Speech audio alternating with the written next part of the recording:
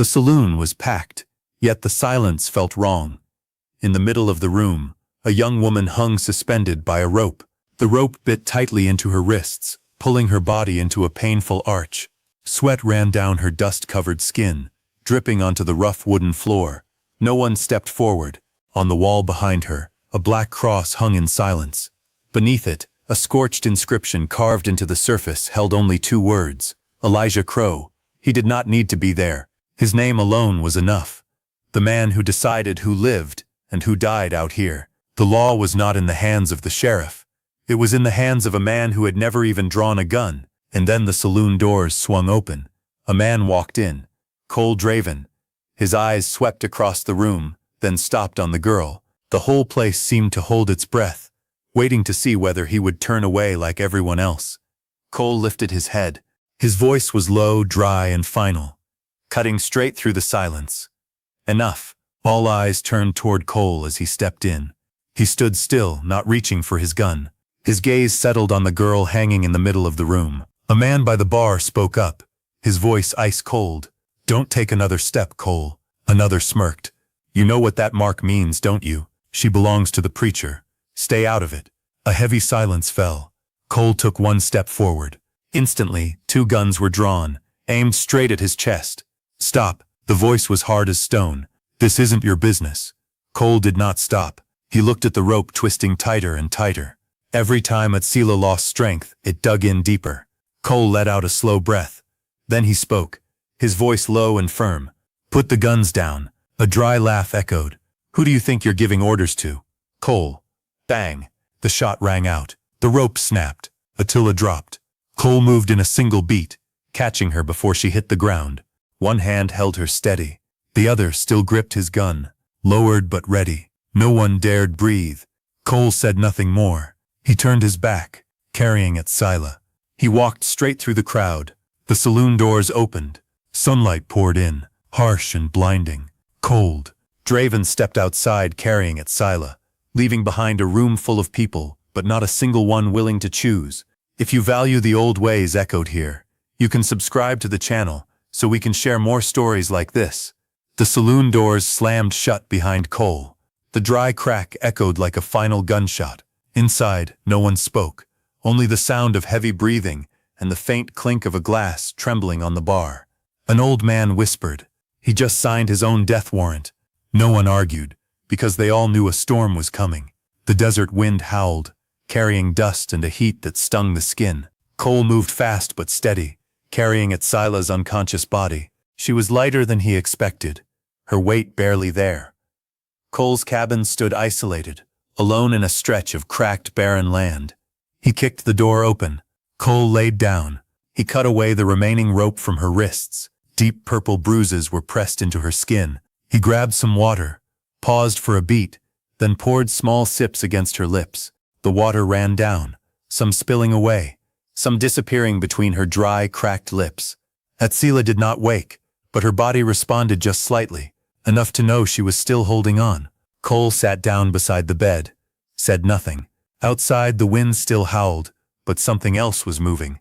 Far off along the dirt road, a lone rider left the town behind. He was not in a hurry, because the news he carried would become a storm. Inside the cabin, Cole stood, then stepped out onto the porch. The sunset burned red along the horizon. Something was coming. Night fell fast, like a black curtain dragged across the sky. Inside Cole's cabin, only a small, flickering fire remained, casting long, warped shadows across the rough wooden walls. Atsila lay motionless on the bed. Her breathing was still weak, but steadier than before. After a long while, her eyes slowly opened. No panic, no screaming, just a clear, steady gaze, sharp as a blade. She looked around, then stopped on Cole. "You cut the rope." Her voice was fragile. Cole did not answer right away. He only gave a slight nod. "Drink." He held a bowl of water out to her. Atsila looked at it for a few seconds, as if it was not just water, but something that had made an entire town bow its head. She drank small sips, slow, controlled, then set the bowl down. "You shouldn't have interfered." Cole leaned back against the wall. "You shouldn't have been hanging there." A short silence. Then a sound echoed from the distance. Hoof beats. Not one, but many. Cole did not turn. He had heard them before. Atsila did. She pushed herself up even though her body was still weak. "They're here." The hoof-beat hat stopped right outside the cabin. Then the door was kicked open. Wood splintered, hinges snapping like they had never been there. 3 men stepped in. Deputy Harris, the deputy sheriff, Marlowe, a powerful landowner, and a man dressed in black with a white collar, a representative of the church. Deputy Harris scanned the cabin. His eyes stopped on Atsila, then shifted to Cole. "You've caused a lot of trouble, Cole." Cole did not move. She needed water. Marlowe let out a dry laugh. "Everyone needs water, but not everyone gets it." The man in black stepped forward. His voice was soft, but cold enough that it did not need to rise. "You don't understand. The problem is not the girl. The problem is that you touch something that does not belong to you." The air inside the cabin seemed to freeze. Atsila gripped the blanket tightly. Her eyes were no longer those of a victim, but of someone who knew exactly what was coming. Deputy Harris slowly pulled off his gloves. "Let me make this clear, Cole. No water means no crops. No water means no one survives. And in this land, there is only one man who decides who gets to drink." The name was not spoken, but it did not need to be. Elijah Crow Cole looked at each of them in turn, then at Ayla. For the first time, he understood exactly what he had stepped into. Not a fight, but a system, and he was standing on the other side. No one drew a gun, but the air inside the cabin felt thick as lead. The 3 men stood still, their eyes cold. They knew well in this land. Death did not need bullets. Waiting was enough. Harris took a step forward, his boot crushing a piece of broken wood. "What do you think you just did, Cole?" Cole did not answer. His gaze stayed steady, unflinching. Marlowe leaned against the doorframe, looking at Cole like he was an object. "You just took something that belongs to the preacher." The man in black spoke, his voice soft but ice cold. "More importantly, you did it in front of the entire town." Cole did not just save one person. He broke fear, and that was something that could not be allowed to exist.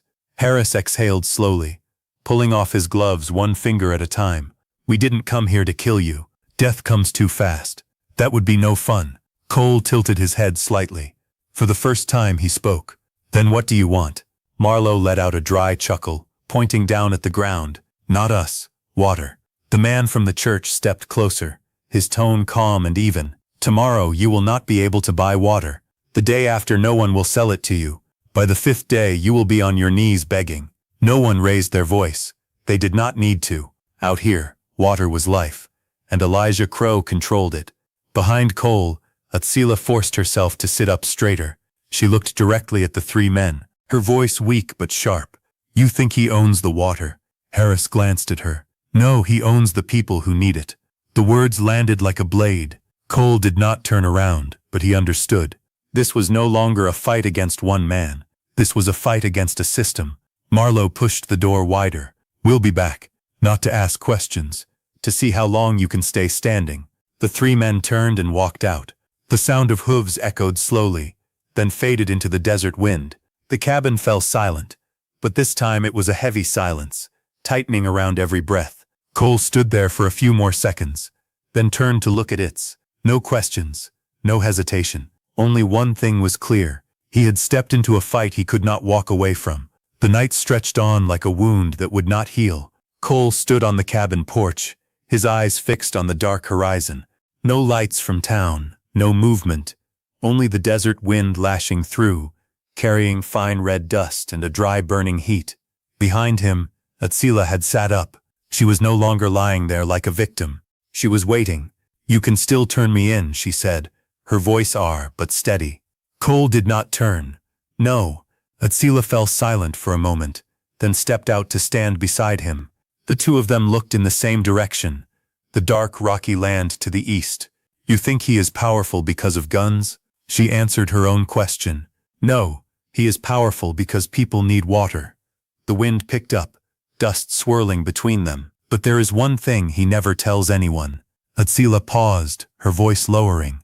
"There is another water source, bigger, deeper, right beneath the eastern rock fields, the place he forbids anyone from going." Cole turned to face her fully for the first time. His eyes showed real attention. "Out there," Atsila continued, "anyone who finds it disappears or ends up hanging." She took a slow breath, looking straight at Cole.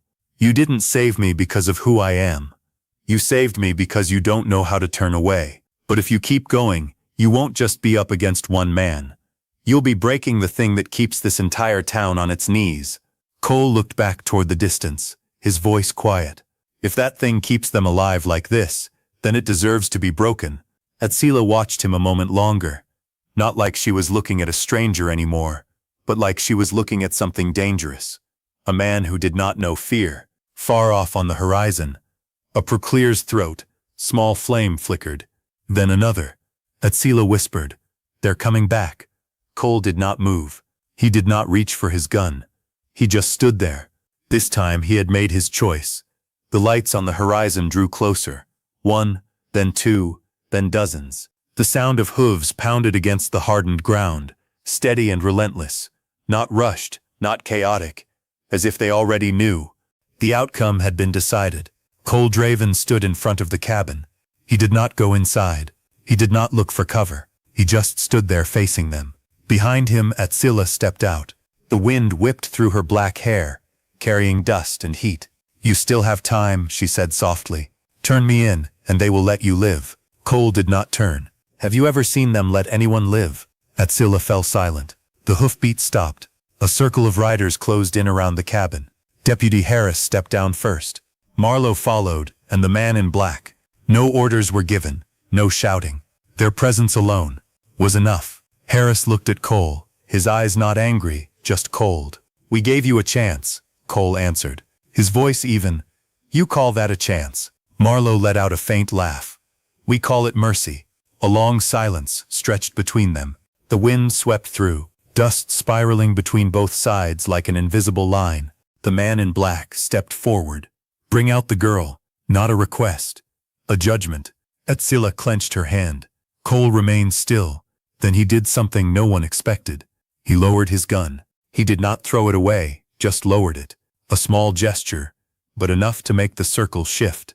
Harris narrowed his eyes, finally learning. Cole did not look at him. He spoke loud enough for everyone to hear. "You don't need him." No one answered. Cole turned slightly, pointing toward the dark land to the east. "The water isn't in Elijah Crow's hands." A ripple moved through the crowd. Not loud, but enough to crack certainty. Marlowe frowned. "What the hell are you talking about?" Atsila stepped forward. Though her legs were still weak, she stood beside Cole. "There's another water source." Her voice was not loud, but clear. Each word landed like a stone, breaking still water deep beneath the eastern rock fields. Something he has been hiding. A few men in the back began glancing at each other. Harris quickly scanned the circle. He saw it. Doubt. Something more dangerous than any bullet. "Enough," he snapped. "Don't listen." Cole cut him off. "How long have you lived under the shadow of a lie?" No one answered, but this time no one looked down. A man in the group, his face hollow from drought, spoke. "What if he's telling the truth?" A small question, but enough. Harris turned sharply. "Be quiet," but it was too late. The silence of the crowd had changed. No longer silence out of fear, but silence filled with thought. Cole looked straight at them. No raised gun, no threats. He simply said, "You can shoot me, a beat, but you can't shoot the truth." The wind rose stronger, carrying sand, carrying something shifting beneath it. One man lowered his gun, then another. Harris saw it. For the first time, his gaze wavered. His power was not breaking because of a gun, but because of choice. And this time, the crowd did not stand still anymore. Dawn came slowly. The first light was not bright, but pale, cold, slipping through the cracks of the dry eastern rocks. A group of people stood on forbidden ground. No more circle, no more guns aimed at each other. Only waiting. Cole Draven stood at the front. Attila stood beside him. Behind them, the people who once stood still in the saloon, who once bowed their heads to the name Elijah Crow. Now they stood here. No one gave orders. No one forced them. They had simply come. Atsila knelt down, placing her hand on the cracked earth. Here her voice was not loud, but no one doubted it. One man stepped forward, shovel in hand. Then another. No one spoke. Only the sound of metal striking earth. Dry, hard, resistant, as if the land itself had grown used to never being touched. Time passed slowly. Sweat ran down their faces. Hands began to bleed, but no one stopped. Then a different sound. Not metal. A dull, heavy thud. The man paused, knelt down, dug deeper. The soil shifted from dry to damp. Then water. At first, just a thin trace. Then spreading. Then rising up, clear, alive. No one cheered. No one shouted. Only wide eyes, as if they could not believe what was unfolding before them. One man dropped to his knees, touched the water, trembling like touching something that had been taken from him for far too long. In the distance, a figure stood on the hillside, dressed in black, still, silent, Elijah Crow. He looked down. No shouting, no commands. He just stood there as his power slipped away, drop by drop. Not because someone killed him, but because no one needed him anymore. Cole stood still. He did not step forward, did not touch the water. He just watched. Atsila stood beside him. Her eyes were no longer those of someone who had been hanging, but of someone who had pulled the truth up from the ground. One of the town's people turned to Cole, as if he wanted to say something, but did not. He simply nodded. The morning wind passed through, carrying the first traces of moisture into the barren land. Cole turned away. He did not stay, did not wait for thanks. He walked off the same way he had come, slow, silent, leaving no trace. Behind him, the sound of flowing water grew clearer. Not loud, but enough to drown out everything else. A town that once stood still in fear, now brained, knew how to step forward, and it all began with one man who chose not to turn away. There are lands that are not barren because they lack water, but because people have grown used to living in fear when silence becomes the safest choice. Evil does not need to hide, it only needs to exist. Cole Draven is not a hero, and Atsula is not a miracle. They only did one small thing. They refused to turn away. But that single choice was enough to break a system built on dependence and silence. Because sometimes power does not lie in the hands of the one who controls, but in the hands of those who dare to stop being afraid. And freedom, like water, only truly flows when people are willing to dig beneath what they once believed could never be changed. The story you are following contains many fictional elements, recreated with the aid of artificial intelligence. Please listen with your own consideration and feelings. These fictional details are not intended to change history, but to evoke the spirit of the old Wild West, where people had to live amidst harsh conditions,